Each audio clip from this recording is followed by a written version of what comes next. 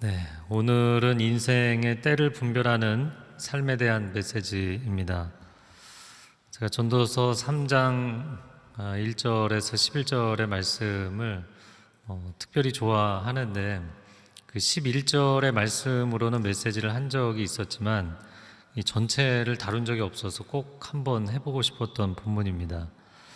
자, 크게 두 가지로 보겠는데요. 첫 번째는 시기와 목적입니다. 오늘 본문의 1절 말씀을 같이 읽어보겠습니다. 모든 것에는 시기가 있고 하늘 아래 모든 일에는 목적에 따라 때가 있으니. 모든 일에는 때가 있다. 아침 해가 떠오를 때가 있고 저녁 노을이 질 때가 있습니다. 봄꽃이 흐드러지게 피어날 때가 있고 한겨울에 눈발이 날릴 때가 있습니다. 때를 아는 것이 지혜라고 성경은 이야기를 합니다. 그런데 우리가 인생의 때를 분별하지 못하면 인생의 추위와 더위에 고생을 하게 되는 경우가 많고 또 중요한 시기를 놓치거나 인생의 목적을 완성하지 못하는 낭패를 겪게 됩니다. 오늘 본문의 1절 말씀에 보면 이 히브리 텍스트는 앞뒤 문장이 똑같은 의미를 갖는 경우가 많은 거예요. 모든 것에는 시기가 있다 이야기를 해놓고 나서 또 이야기를 한 것이 하늘 아래 모든 일에는 목적에 따라 때가 있다.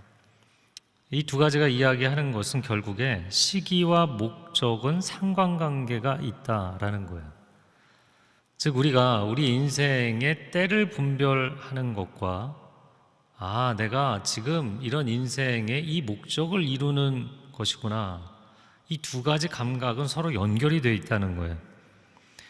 오늘 말씀을 나눌 때 여러분의 인생의 때를 분별할 수 있는 지혜가 임하기를 축복합니다. 그리고 내 인생의 목적이 무엇인가를 돌이켜보고 되새길 수 있는 시간이 되기를 또한 축복합니다. 인생의 시기에 대해서는 두 가지 조언이 필요한 것 같아요. 그건 뭐냐면 시기를 놓치지 마라. 기회라는 것은 사라지고 나면 다시 잡을 수 없기 때문에 시기를 놓치지 마십시오. 그러나 또 너무 서두르지도 마십시오.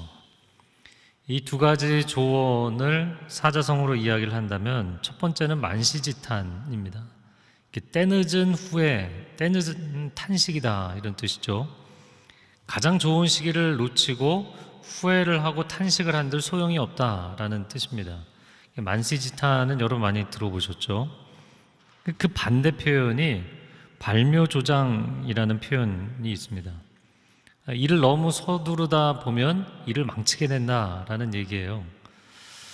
이게 맹자의 공손추 편에서 나오는 이야기인데 송나라에 한 어리석은 농부가 있었다는 거죠.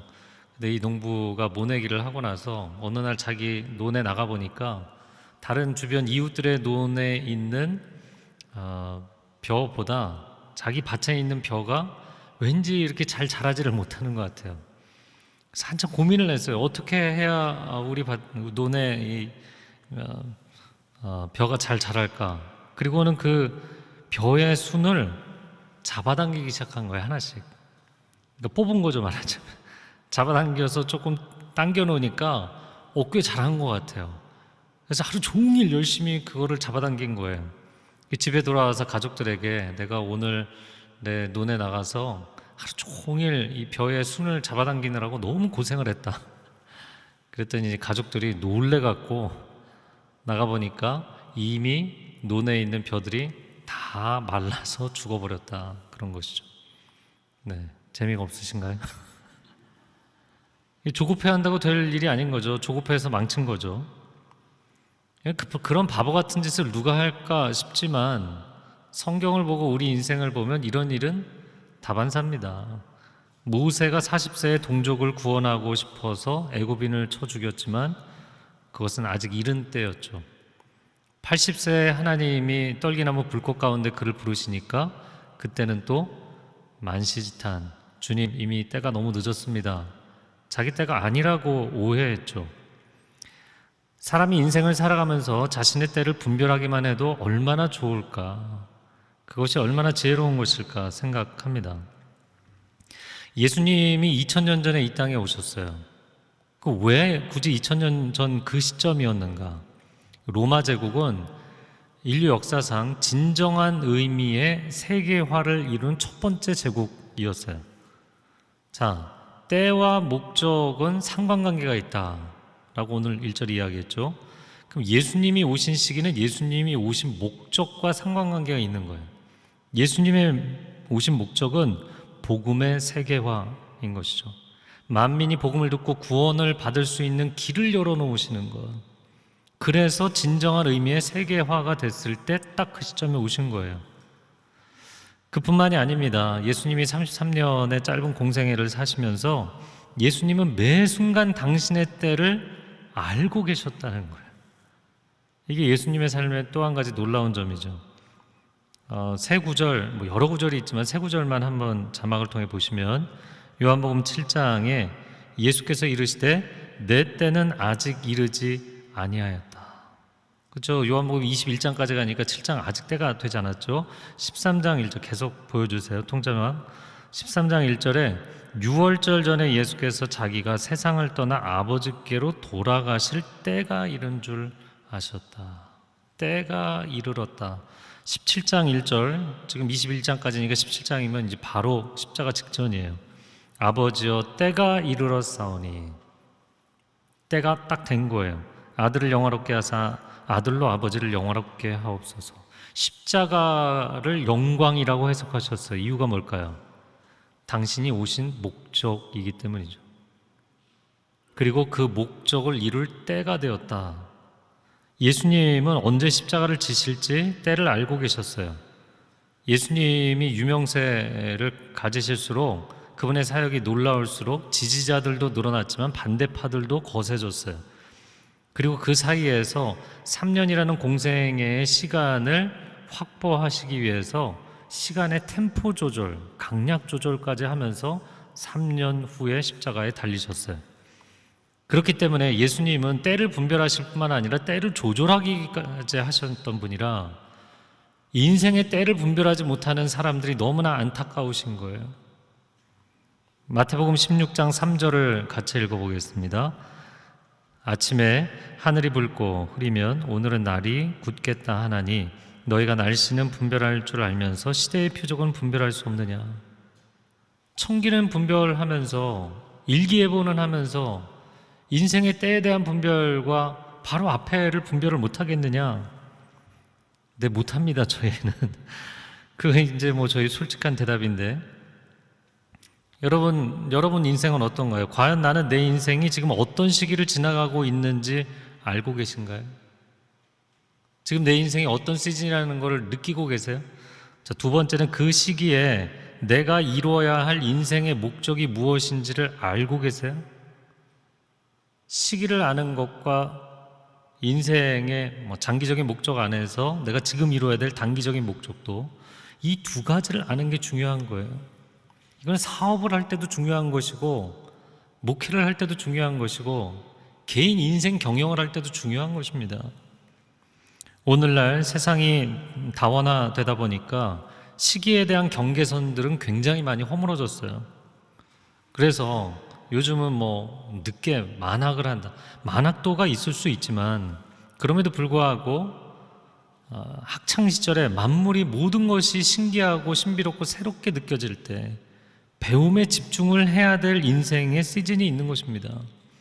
물론 요즘은 만혼도 가능하고 비혼도 하나님이 허락하신다면 가능한 것이지만 누군가를 사랑하고 결혼하고 자녀를 낳고 가정을 세우는데 집중하도록 하나님이 만드신 인생의 시즌이 있어요. 답답한 얘기 한다고 생각하셔도 어쩔 수 없어요. 이게 성경적인 거예요. 조직 안에서 여러분이 한참 달려야 할 때가 있는가 하면 중간 리더로서 이제는 직접 뛰기보다는 이 템포를 조절하고 조직을 조율하는, 일을 조율하는 그런 때가 있습니다. 또 탑 리더가 되어서 큰 그림과 큰 비전을 제시해야 될 때가 있어요. 부모로서 자기 어린 자녀들을 타이트하게 교육하고 양육해야 될 때가 있는가 하면 할아버지 할머니로서 무한한 사랑과 축복을 베풀어줘야 할 때가 있어요. 오늘날 이 물질 세계가 아무리 화려해지고 강력해졌을지라도, 그래서 인생의 루트가 정말 다양화된 시대를 살아간다 할지라도 하나님께서 인생의 시간에 단위를 두셨다는 것, 그리고 이 시간이 언젠가는 끝난다는 것, 그래서 우리에게 주어진 시간 안에서 하나님이 주신 사명, 하나님이 주신 목적을 이루어 가야 한다는 것, 이것은 성경적인 진리입니다. 불변하는 진리예요.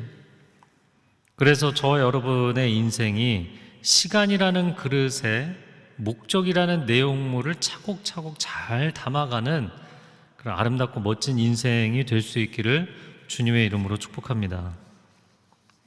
자, 두 번째, 이제 본론으로, 이제 1절이 서론이고 11절이 결론이라면 2절부터 10절까지가 본론인데요.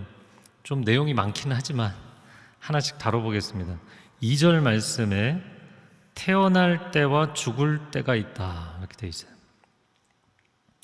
태어날 때와 죽을 때가 있습니다. 그런데 사실 탄생도 죽음도 갑작스럽게 찾아오는 거예요. 그나마 탄생은 아기가 모태에 있는 동안에 부모가 준비할 시간이라도 있죠. 근데 죽음은 준비조차 못하는 경우가 다반사입니다. 그러나 과연 이 개념이 맞는 것일까? 잘 묵상해 보면 죽음은 살아있는 모든 순간에 준비해 가는 것이에요. 우리가 아이가 태어나는 탄생은 10개월이 차서 아기가 태어나잖아요. 아이가 등장하는 것처럼 우리가 죽음이라는 것은 80년, 90년을 채워서 죽음이라는 사건이 등장하는 거예요. 크리스찬은 수명을 생각할 때 반드시 사명을 생각하셔야 됩니다. 사명이 없이 이 땅에 주어진 생명은 단 하나도 없기 때문이에요.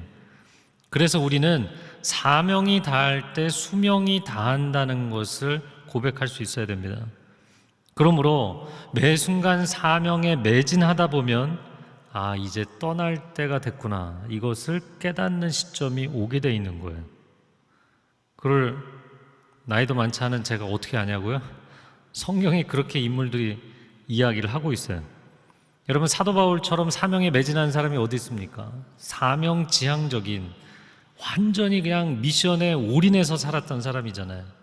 그러면 그런 사명감에 질주하는 인생, 가속도가 붙은 인생, 그럼 그 속도감에 빠져서 끝나는 시점을 모를 것 같죠? 아니요. 사명에 매진한 사람이야말로 그 사명이 끝나는 시점을 알게 돼 있어요. 빌립보서가 우리가 보통 옥중서신이라고 부르는데, 옥중서신, 에베소, 빌립보, 골로새 보면 그 중에서 빌립보서가 가장 마지막 책이라고 봅니다. 이유는 빌립보서를 보면 자기가 떠날 수도 있다는, 사형 언도를 받을 수도 있다는 뉘앙스를 계속 풍겨요. 그가 선교 사역을 열심히 하다가 1차로 로마에 감금되었을 때, 그 감금된 시기에 마지막 언도가 나기 전에, 선고가 나기 전에 빌립보서를 썼어요. 그러면서 그 빌립보서 1장에 보면 무슨 얘기를 하냐면, 내가 지금 떠나서 주님 곁으로 가는 것이 좋지만 아직 여러분을 위해서 할 일이 남아있다면 주님이 저를 남겨놓으실 것입니다. 왜 그런 코멘트를 했는지 모르겠어요. 그런데 그의 예감대로 하나님께서 그를 감옥에서 풀려나도록 해주셨어요. 아직 할 일이 남아있었던 거죠. 사명이 남아있었어요. 엘리야도 로뎀나무 아래서 죽고 싶다고 했지만 사명이 남아있었어요. 그래서 더 시간을 유예받았던 것이죠. 자, 그리고 나서 한 4, 5년 동안 사도 바울이 그가 정말 가고 싶었던 땅끝 선교, 서바나, 오늘날은 이제 스페인이죠. 스페인도 갔었고, 그가 초대교회 세웠던 지역들을 다 둘러보고 격려하고, 그리고는 재차 투옥이 되어서 로마에서 순교하게 됩니다. 그 순교 직전에 썼던 마지막 그의 서신이 디모데후서예요. 디모데후서 4장 6절을 보면 같이 읽어볼까요? 전제와 같이 내가 벌써 부어지고 나의 떠날 시각이 가까웠도다. 자기의 생명을 drink offering, 이 전제라는 것은 포도주를 이렇게 쏟아 붓는 거예요. 자기의 온 생명을 하나님이 주신 사명을 위해서 다 쏟아붓고 나서 보니까 이제 끝이구나. 이걸 딱 직감한 거예요. 알았어요. 그런 사형 언도가 내릴 것을 명확하게 디모데후서에서, 빌립보서에서는 아니었지만 디모데후서에서는 알았어요. 놀라운 것이죠. 어떻게 그럴 수 있었는가? 자신을 다 쏟아부어 사명을 감당했기 때문입니다. 그래서 디모데후서 4장 6절을 읽어드렸는데 7절에 보면 나는 선한 싸움을 싸우고 나의 달려갈 길을 다 마쳤다. Finished my race. 나의 달려갈 길을 다 마쳤다, 피니시했다, 이렇게 이야기를 합니다. 그래서 우리는 크리스찬들로서 수명에 매달리며 사는 것이 아니라 사명에 집중하며 사셔야 돼요. 수명을 연장시켜달라고 인생을 놓고 기도하는 게 아닙니다. 주님, 사명이 남아있다면 그 사명을 감당할 시간을 제게 허락해 주십시오. 이게 크리스찬의 기도인 거예요.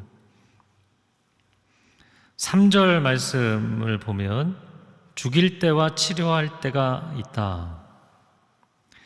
여러분, 오래된 물건, 애지중지 사용하던 물건을 정리할 때가 됐느냐, 아니면 이거 고쳐서 다시 쓸 거냐 고민할 때가 있죠.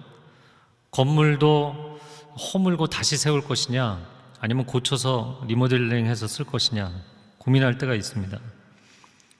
자, 태어남과 죽음, 생사의 문제를 이미 2절에 다뤘잖아요. 근데 3절에 좀 비슷한 얘기인데 각도가 약간 다른 이야기를 하고 있는 거예요. 무슨 얘기냐면 생사의 문제, 태어남과 죽음의 문제, 이 거시적이고 근본적인 문제는 하나님의 선택이에요. 그러나 세부적인 인생의 시기에는 내가 그거를 선택할 수 있게 해주실 때가 있다는 겁니다.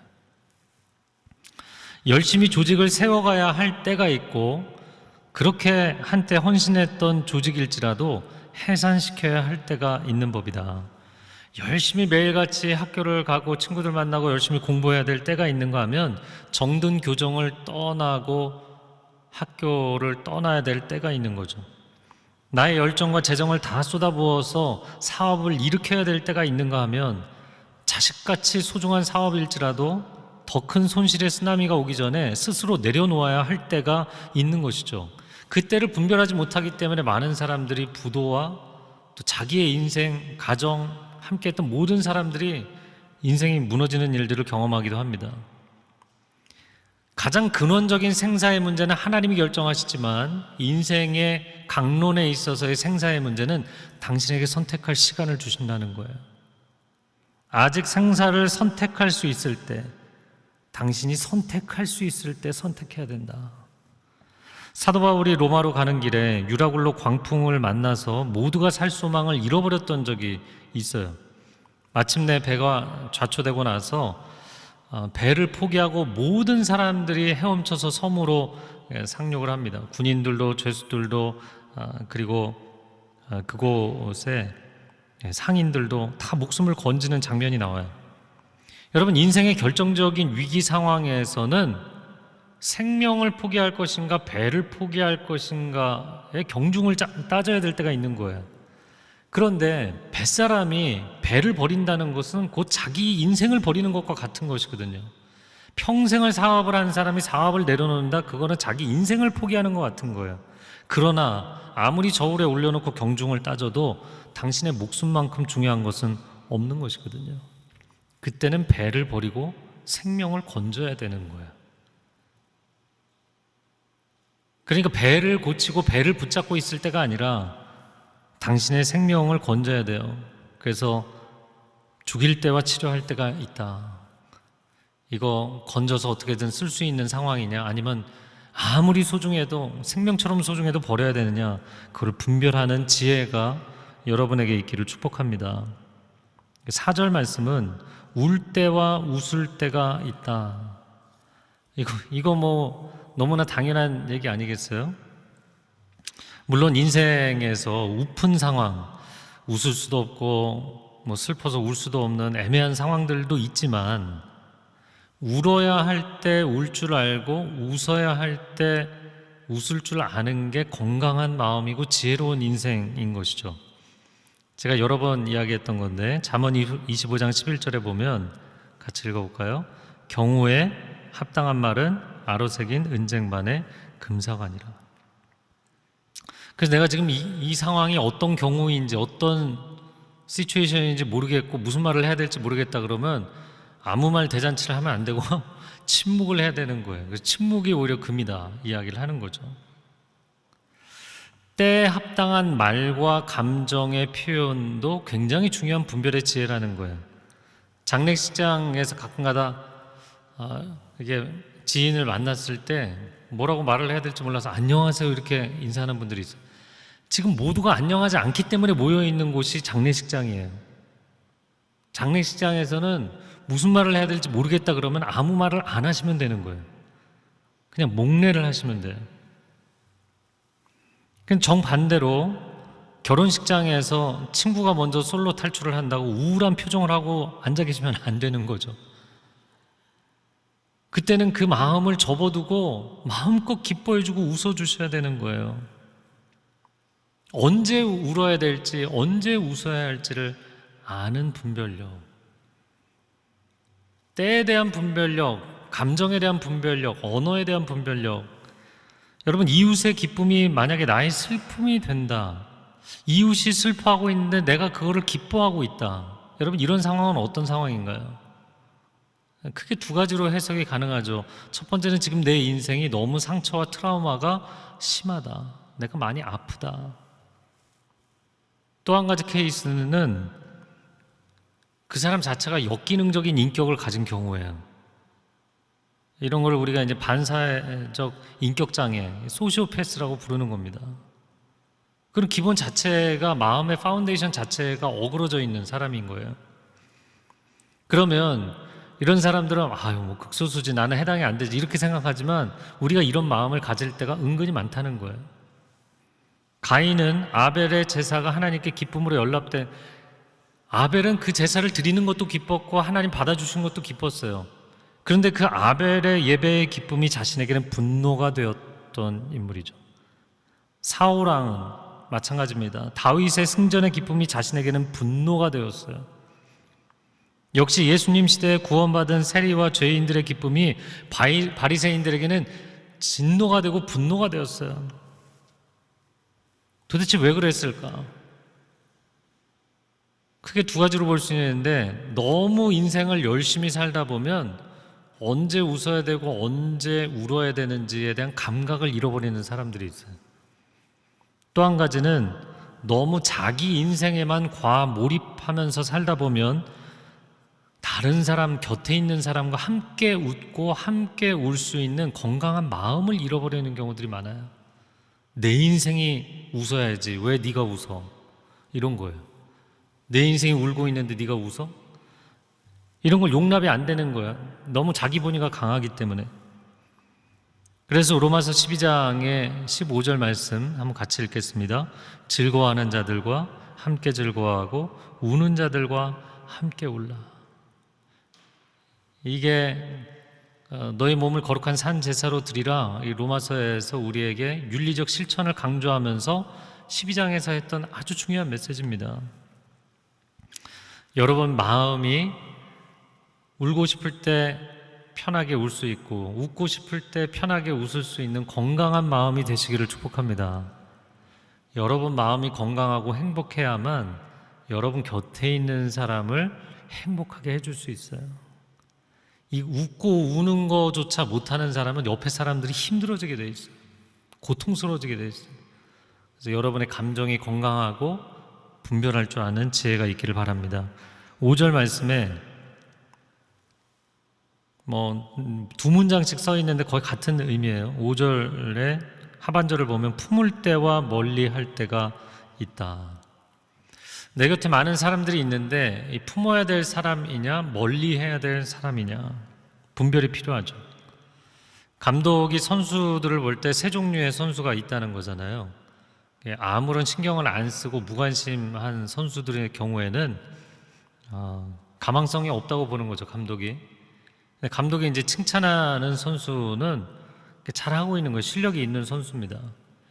그런데 감독이 아주 자잘한 것까지 계속 트집을 잡고 혼내면서 지옥 훈련을 시키는 선수가 있는데, 이 선수가 바로 감독이 볼 때는 가장 전도 유망한 선수인 것이죠. 제가 이 얘기를 왜 할까요? 로마서 12장 17절에 모든 사람에게 선하게, 절대로 사람에게 악으로 갚지 마라. 모든 사람을 선대하라 말씀했어요. 그렇지만 과연 이 사람이 하나님께서 내게 품으라고 보내신 사람인가, 아니면 내 곁에 있지만 멀리해야 될 사람인가 분별을 해야 됩니다. 일반론적으로 보면 여러분에게 소중하게 주신 가족, 소중하게 주신 지인, 동역자들 가까이 하고, 여러분을 해롭게 하려고 하고 공격하고 오해하고 자꾸 인생을 힘들게 만드는 사람들 멀리 해야 되겠죠. 그런데 그게 전부는 아닙니다. 여기서 하나님의 분별의 지혜가 필요한데, 두 번째는 가족도 사랑하고 원수조차 사랑하라고 주님 말씀하셨는데, 가족인데 멀리하게 만드실 때가 있어요. 정말 절친이고 동역자인데 멀리하게 만드실 때가 있어요. 너무 원수예요. 나를 너무 힘들게 해요. 그런데 가까이 하게 만드실 때가 있어요. 그러면 그거 순종하셔야 돼요. 그 하나님의 때를 분별하고. 요셉은 사랑하는 가족들과 떨어져서 애굽에서 13년 동안 종살이 옥살이를 했어요. 근데 나중에 하나님이 이렇게 하신 것이라고 깨달았습니다. 예수님은 결국에 예수님을 배신할 가룟 유다를 3년 동안 제자로 데리고 다니셨어요. 가장 옆에. 마지막 최후의 만찬 때는 바로 옆자리에 있었죠. 초를 찍어서 떡을 주셨죠. 야, 이거 참 어렵지 않은가. 이 관계의 분별의 문제인데요. 여러분이 관계의 문제에 있어서 상식적으로 정치적으로 해석을 하는 것이 아니라 하나님의 뜻, 하나님의 때를 질문하셔야 돼요. 그래서 정말 어려운 사람인데도 옆에 두라고 하시면 두셔야 돼요. 여러분을 깎고 다듬기 위해서 옆에 두실 때가 있어요. 그거는 받아들이셔야 되는 겁니다. 너무나 사랑하고 좋아하는데도 멀리 두게 하실 때가 있어요. 그럼 그것도 받아들이셔야 돼요. 하나님만 온전히 의지하도록 만드시는 것이라면 하나님의 훈련의 시간을 통과하셔야 돼요. 자, 6절 말씀에 찾을 때와 포기할 때가 있다. 인생은 선택하고 집중해야 될 때가 있는가 하면 내려놓고 접어야 할 때도 있는 것입니다. 주님이 표대를 보여주시면 전심전력으로 달려가야 되는 거죠. 하지만 그만이라고 말씀하시면 언제든지 내려놓고 마음을 비우실 수 있어야 돼요. 다윗이 원래 왕이 될 마음이 없었던 소년이잖아요. 그런 거 상상조차 못했던 거죠. 근데 사무엘을 통해서 왕이 되리라는 비전을 받고 나서는 하나님 나라를 위해서, 조국을 위해서 표대를 향해 달려가는 인생을 살았다고요. 근데 하나님께서 갑자기 퀵턴, 갑자기 인생을 확 꺾으셔서 광야에서 10년을 방황하며 지내게 하셨잖아요. 그때 사울을 죽일 수 있는 두 번의 기회를 포기하고 왕이 되게 해주시겠다는 그 약속조차 하나님께 그냥 다 내려놓고 맡겨버린 거예요. 그래서 다윗의 인생을 보면 이거를 정확하게 순종한 거죠. 원하지도 않던 왕의 자리를 갈망하게 만드시면 그거를 위해서 달려가야 돼요. 그런데 아무리 힘들어도 내가 저 사람을 제거해야 하나님의 약속이 이루어지고 내 고생이 끝날 텐데, 그래도 왕의 자리에 대한 욕심을 내지는 마라 이렇게 말씀하시면 내려놔야 되는 거예요. 제가 이거 묵상하다 보니까 저는 지금 현재 강아지를 키우고 있지는 않은데 예전에 키웠었는데 공원에서 강아지하고 노는 주인 그 모습이 딱 떠오르더라고요. 공 가지고 나가서 강아지한테 던져서 가져오라 그러면 그 열심히 쫓아가야 되는 거잖아요. 근데 주인의 손에 공은 있는데 앉아 엎드려, 그리고 가만히 있으면 마음은 막 그냥 강아지는 뛰고 싶어도 계속 있어야 돼요. 어쩌겠어요. 그게 주인의 뜻인데. 다윗에게 달려갈 생각이 없었는데 달려가라는 거예요. 넌 왕이 될 거라고. 그럼 달려가야 됩니다. 그런데 갑자기 광야에 집어넣으시고 그만 앉아 엎드려. 그럼 엎드려 있어야 되는 거예요. 예. 여러분 마음이 어려우실 수 있죠. 그렇게 인생의 훈련을 하면. 그리고 또 이런 오해를 합니다. 내가 처음에 하나님의 음성을 잘못 들었나? 이런 오해를 해요. 그냥 내가 혼자 착각을 했나? 그게 하나님의 약속이 아니었나? 그게 아니고요. 한마디로 표현하자면 당신을 인생의 냉온탕으로 오가게 하시면서 당신을 담금질하고 계실 뿐이에요. 하나님의 약속은 변하지 않습니다. 하나님이 주신 사명, 하나님이 주신 비전은 변하지 않습니다. 다만 지금 이 시기를 분별하는 지혜가 필요한 거예요. 7절 말씀의 하반절에 잠잠할 때와 말할 때가 있다. 침묵과 열변 사이의 분별. 제가 지난주에 새벽기도 때 너무 열심히 부르짖었는지 지난 주일 일요 사부 예배 설교하다가 성대결절 증상이 10년 만에 재발했어요. 오늘도 목이 쉬어있죠. 그래서 제가 하도 부르짖으니까 하나님이 알았어 그만 부르짖어도 돼 그러시는 것 같아요. 제가 그런데 이제 그 일요 사부 때 간신히 목소리를 쥐어짜서 설교를 마치고 월요일 날 중강이 있고 화요일 날 중강이 있고 근데 이제 저 도와주시는 목사님이 그러시는 거예요. 카톡에 이렇게 썼어요. 오늘 내일 강의도 걱정이지만 수요일에 퐁당 촬영, 제가 퐁당 촬영을 5개 6개씩 한꺼번에 하거든요. 퐁당 촬영에 금요일 박할 녹화 이것도 3시간 하거든요. 심히 염려가 됩니다. 이렇게 카톡으로 보내셨어요. 그래서 제가 모든 일에 염려하지 말고 감사함으로 기도하셔야죠, 목사님. 염려한다고 뭐가 달라집니까? 그냥 주님이 목소리를 허락해 주시면 말하는 거고 허락 안 해주시면 못하는 거죠. 염려한다고 달라지는 건 아무것도 없습니다. 오늘 목소리를 주셔서 한번 설교하는 겁니다. 여러분 인생이 왜 복잡하고 낙심을 하는 줄 아세요? 나는 막 하고 싶은데 하나님이 입을 막으실 때가 있잖아요. 아니 입을 막으시면 조용히 하고 있으면 되는 거예요. 입을 열어주시면 말하면 되는 거고. 에스겔을 처음에 훈련하실 때 하나님 그렇게 하셨잖아요. 예언할 때 말고는 침묵하도록 하신 기간이 있었어요. 그래서 인생의 시기는 지금 내가 입을 열어 말을 할 때인지 입을 다물고 침묵할 때인지 하나님의 때를 분별하는 지혜가 필요합니다.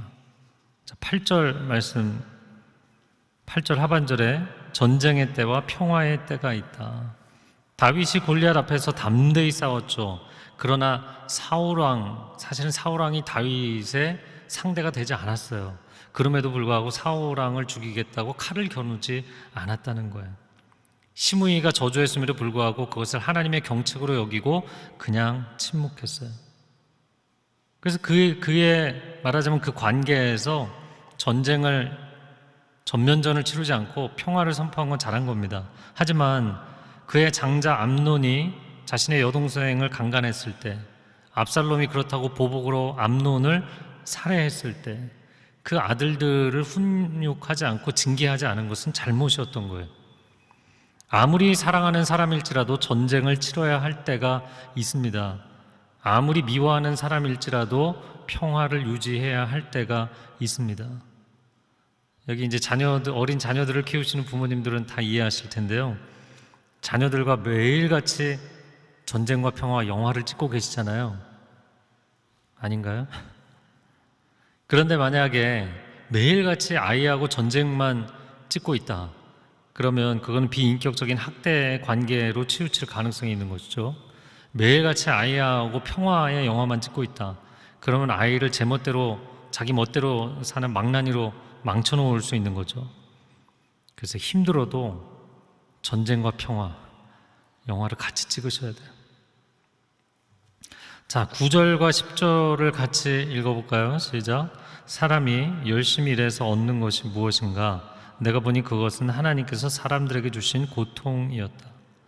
시기와 목적에 대한 이야기를 하다 말고 왜 갑자기 열심히 일한들 무슨 소용이 있어? 다 고통이지. 이 얘기를 왜 했을까요?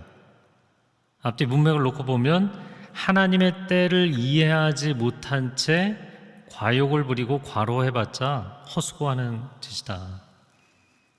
모세 40년 광야 생활, 다윗의 10년 광야 방랑, 요셉의 13년 종살이 옥살이가 하나님의 때 하나님의 목적을 이해하지 못하고 그 시간을 지난다면 그거는 헛수고를 하는 거예요. 하나님의 때와 하나님의 목적을 이해해야만 그 고난의 시간이 오히려 반전의 승리로 이어질 줄로 믿습니다. 시편 127편 2절 같은 맥락의 이야기인데요, 같이 읽겠습니다. 너희가 일찍 일어나고 늦게 누우며 수고의 떡을 먹으며 헛되도다. 그러므로 여호와께서 그 사랑하시는 자에게는 잠을 주시는도다. 과로하지 마세요. 과음하지 마세요. 과속하지 마세요. 과욕을 부리지 마세요. 내가 열심히 한다고 인생이 다 해결되는 게 아니고 하나님의 때를 이해하고 하나님이 때를 허락해 주셔야만 완성되는 것입니다. 그 하나님께 신뢰하고 맡겨드리면 불안해서 밤에 잠을 못 이루고 불면증에 시달리고 이런 일은 없을 거예요. 그래서 그 사람에게 하나님이 잠을 주신다. 마지막 11절 읽어보겠습니다. 시작. 하나님은 모든 것을 그분의 때에 아름답게 만드시고 사람들의 마음속에 영원을 사모하는 마음을 주셨다. 그러나 하나님께서 하시는 일의 처음과 끝을 다 알지는 못하게 하셨다. 자, 때와 영원으로 결론을 내린 게 11절입니다. 이 11절만으로 설교한 거는 여러 개가 있어요. 그래서 뭐 보시고 싶은 분들은 유튜브에서 찾아보실 수도 있을 거예요. 제가 축구를 좋아하는데요, 골대 앞에서 슛을 찰 때 이 타이밍이 중요하거든요. 상대 수비수가 압박을 하는 걸 피하기 위해서 반박자 빨리 슛을 차야 될 때가 있는 거고요. 그럼에도 불구하고 공이 정확한 위치, 제일 좋은 위치까지 오도록 반박자를 기다렸다가 차야 될 때가 있는 거예요. 운동을 할 때도 그렇고 인생을 살아갈 때도 그렇고 역사의 경영도 그렇고 인생은 때를 분별한다는 건 너무너무 중요한 것입니다. 그런데 그렇게 하려면 어떻게 해야 되느냐? 첫 번째, 일상에 최선을 다하되 타성에 젖지 마셔야 돼요. 매 순간 내가 왜 살아가는지, 나의 존재 이유, 내가 살아가면서 목숨 걸고 이루어야 될 사명이 무엇인지를 늘 자기 자신에게 상기시키면서 사셔야 돼요. 그리고 거기에 헌신하면서 살다 보면 어느 날 주님이 갑자기 자리를 옮기시거나 장르를 옮기시거나 할 때 당황해하지 않을 수 있어요. 왜냐하면 하나님의 빅픽처 안에서 움직이시는 것이기 때문에 당연히 받아들일 수가 있어요. 우리가 보통 이제 조직 경영에 있어서 그런 얘기를 합니다. 루틴이 강한 사람이 있고 이벤트가 강한 사람이 있다. 일상적으로 반복되는 걸 잘하는 사람이 있고 파격적인 이벤트를 잘하는 사람도 있어요. 근데 이 두 가지를 다 잘하면 그런 사람들이 리더의 위치에 섰을 때 조직 경영을 잘합니다. 인생 경영도 마찬가지예요. 여러분을 세우신 그 자리에서 루틴에 성실하게 최선을 다하세요. 그러나 루틴에 파묻혀서 하나님이 지금은 바꿔야 돼, 턴을 해야 돼, 지금은 떠나야 돼, 지금은 접어야 돼, 지금은 새롭게 도전해야 돼, 이걸 얘기하시는데 이벤트를 선택을 못하면 안 돼요. 이벤트만 좋아서 루틴에 일상에 헌신을 안 하면서 사는 사람들이 있어요. 막 이 대박 좋아하는 사람들 있잖아요. 파격적인 것만 좋아하는 사람들. 이 두 가지에 다 집중하실 수 있어야 됩니다. 자, 그리고 마지막 절대 원칙. 제가 전도서 3장 11절로 했다는 그 다른 설교가 바로 이 마지막 결론 부분에 대한 설교를 한 거였어요. 여기서 한 문장으로 얘기하겠는데요, 영원을 바라보아야만 비로소 때의 정확한 의미와 시기를 분별할 수 있는 지혜가 생깁니다. 여러분이 어디 멋진 경치를 보러 갔을 때 전망대, 프로스펙트 포인트가 어디 있나요? 가장 높은 곳에 있는 거잖아요. 영원의 고지에 서야만 시간이 조망이 되게 돼 있어요. 여러분이 숲 안에서, 시간이라는 숲 안에서 자기 시간을 이해하려고 해봤자 안 보입니다. 그래서 우리가 기도를 하는 거예요. 하나님의 영원의 전망대에서 내 인생을 내려다 봐야만 지금 내가 어디 서 있는지를 이해할 수 있게 돼 있고 지금 내가 뭐를 해야 되는지를 알 수 있게 돼 있어요. 그 지혜가 저와 여러분에게 임하기를 축복합니다. 기도하겠습니다. 사랑하는 주님, 주님은 2000년 전에 가장 정확한 타이밍에 이 땅에 오셔서 생명의 복음을 전해주셨을 뿐만 아니라 그 3년의 시간을 사시면서 그 시간이 한 치의 오차도 없이 시간의 완급까지 조절하며 사셨습니다. 그런데 우리는 시간을 이해하는 분별력이, 통찰력이 너무나 부족합니다. 하나님, 우리가 시간 안에 매몰되어 살아가는 것이 아니라 영원하신 하나님 손에 붙들려서 하나님의 그 전망대에서 내 인생을 조망할 수 있는 지혜가 열리게 하여 주시옵소서. 영적인 안목이 열리게 하여 주시옵소서. 내가 지금 어느 시점에서 무엇을 목숨 걸고 이루며 살아야 되는지를 알게 하여 주시옵소서. 그렇게 사명을 다할 때 우리 인생에 한 시즌이 끝나는 시점을 이해하고 우리 인생의 전체가 끝나는 마지막 포인트까지 이해할 수 있는 그런 지혜롭게 하나님과 동행하는 하나님의 사람들 되게 하여 주옵소서. 감사드리며 예수 그리스도의 이름으로 기도합니다. 아멘.